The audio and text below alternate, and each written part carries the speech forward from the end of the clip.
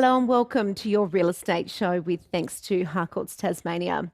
From the best architecture around the state to the best tips when it comes to investing in property and a special look through the region of Burnie, we've got another big show for you tonight. And big is definitely the word when it comes to our property profile this week. We take you through a very special home at Legana that's literally like living in your own private resort.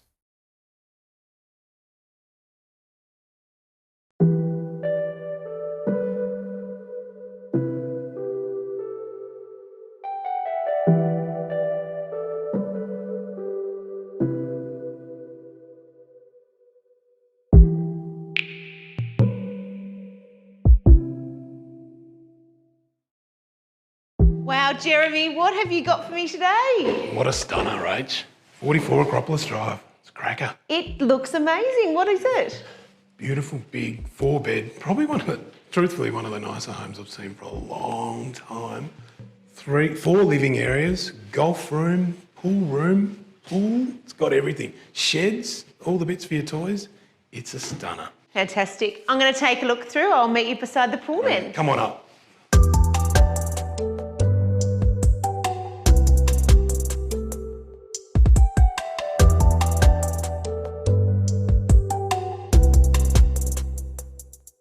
So everything about this house is big.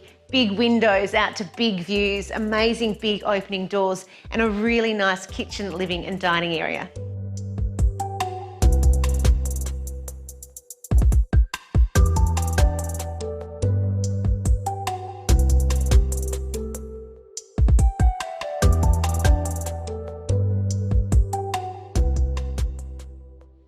Wow, certainly a lovely parents' retreat here with this master bedroom and the most amazing walk-in wardrobe I have ever seen.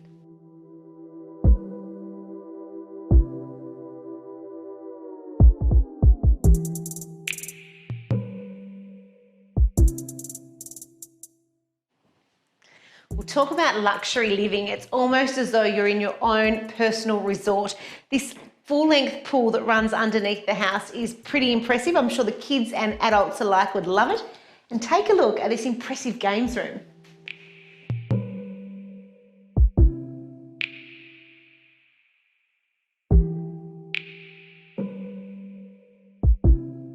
So this games area is complete with its own golf simulator. Unfortunately, my technical capacity means I can't get it working, but Jeremy said I could take one hit.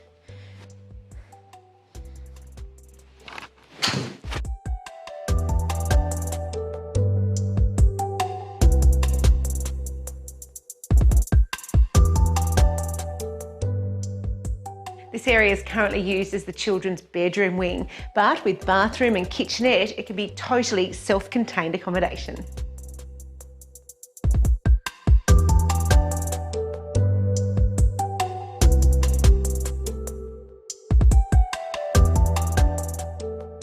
Wow, Jeremy, it's only 8 years old, but I tell you what, it still looks brand new. It's just sensational. Look how beautiful this living space is. You just want to... You've got your own little bridge even. How about that? I know, I've never seen anything quite like it before. I know my children would love it. Big family areas. What are we asking for this beautiful property? This one's going to be on it. Offers over 1.75. But look, like I said at the start, I haven't seen anything like this. This is so rare. So rare, so close to town. So close to town. Legana views amazing over the river. If you're interested in having a look at this property with Jeremy, give him a call at Harcourts Launceston.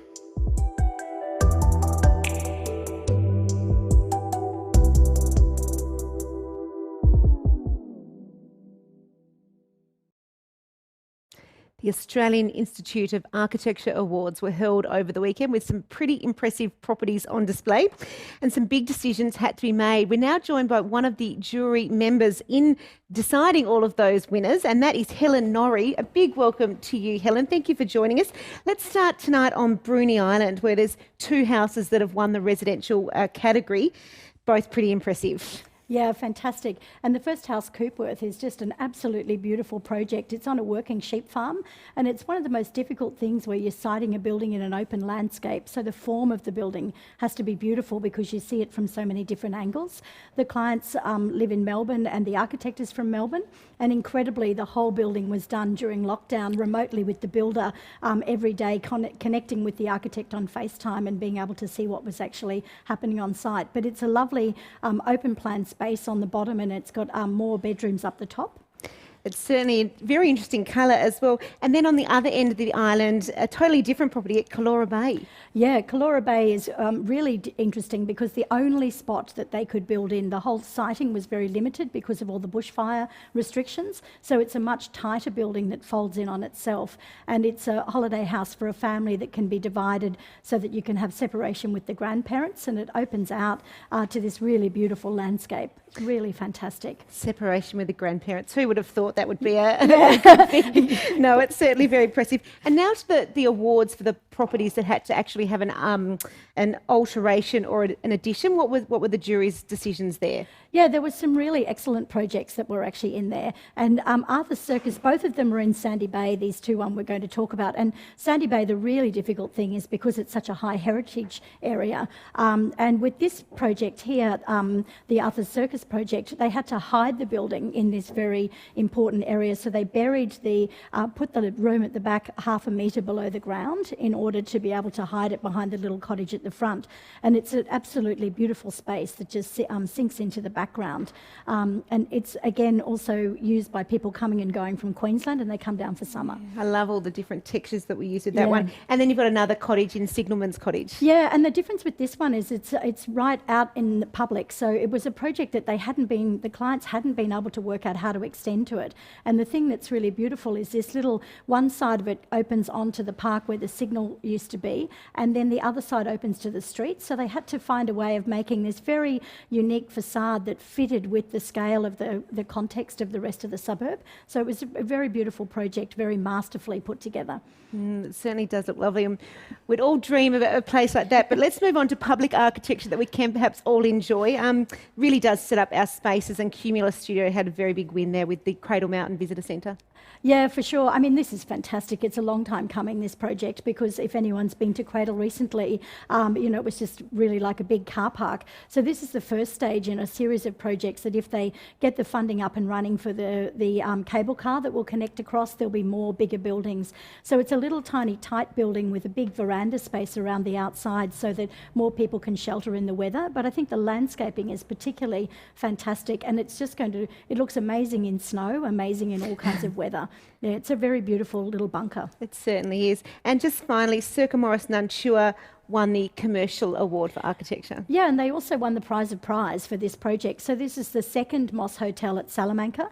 So there's one further down the way, and this is actually hidden behind Salamanca. And it's very fantastic. They had to unpick a lot of the building to actually put the rooms back in again. So you get these fantastic shafts of light and greenery, and every one of the rooms is different from each other. They're all really spacious and generous, but all really different in character. And they're just these beautiful hidden worlds right in the middle of Salamanca. Fantastic work. Yeah, looking forward to staying there one day. Look, thank you so much for your time today, Helen. It certainly has been a pleasure having you on, and no doubt we'll get to do some more stories on some of these amazing properties in the near future. For sure. Thanks, Wonderful. Rachel. Thank you so much for that, Helen. It's now time for our regional profile with thanks to homely.com.au, and tonight we've headed to Burnie.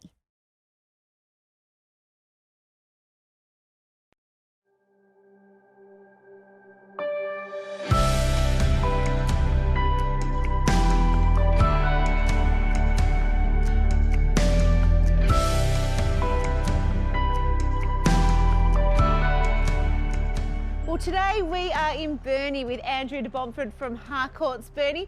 Now, a great little city by the sea, as it's been coined. What's going on here? Apparently the only city in Tasmania that incorporates a beach in its CBD. So we're here now, standing here at the redeveloped foreshore of Burnie. So it's a real community hub. We've seen lots of the community using it today. Let's talk about what's going on as well. We can just see the university development. That's a huge investment for this area, isn't it? So the uni's just been relocated from up on the hill down here to the foreshore here. So it's a very exciting development. They've got the uni accommodation here as well. You've got the restaurants here, you've got Bay Views up the top here and the Fish Frenzy down the bottom. And they've just extended the boardwalk along near the wharf there as well. So lots of those exciting things actually add value to a town and a city. So Burnie in particular, that's undergone a 26.7% increase over 2 years with lots of sales across the municipality. Tell us what's happening from a real estate perspective. Northwest Coast in general, a big rise in the market. Well, I guess we catch on a little bit late, so we've seen Hobart leading the way for Australia for quite a number of years,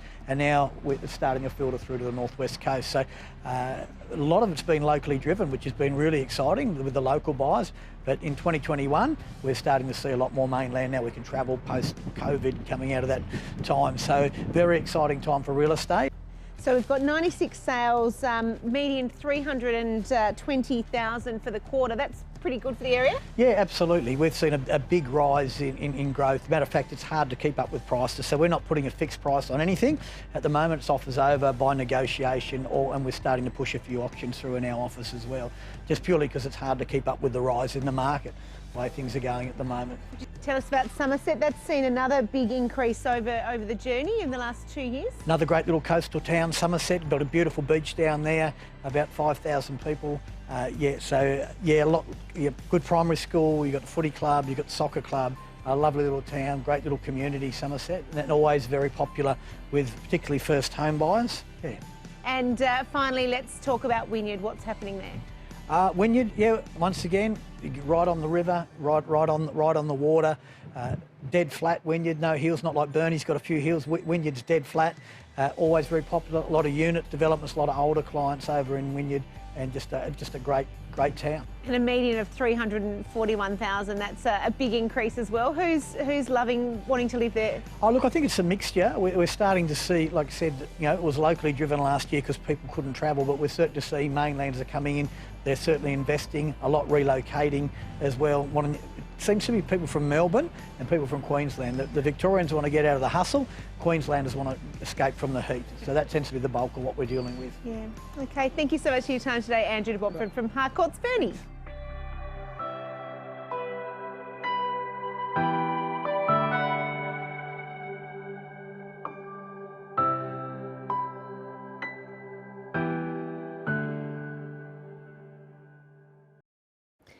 It's now time for finance with thanks to MyState Bank.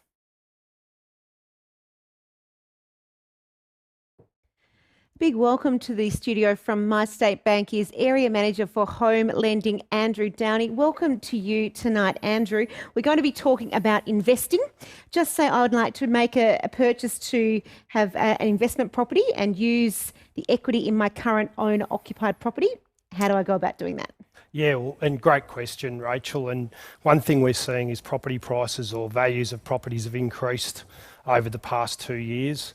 Using the equity out of your owner-occupied property will allow you to buy that investment property and perhaps even borrow up to 100% to purchase that property. So, yeah, it is key. Get a valuation done on your current owner-occupied property if you are looking to buy your next investment property or your first investment property. Okay, interesting. Now, what of return on investment if I was to do that? Obviously, you'd want to make some money. How are rents tracking?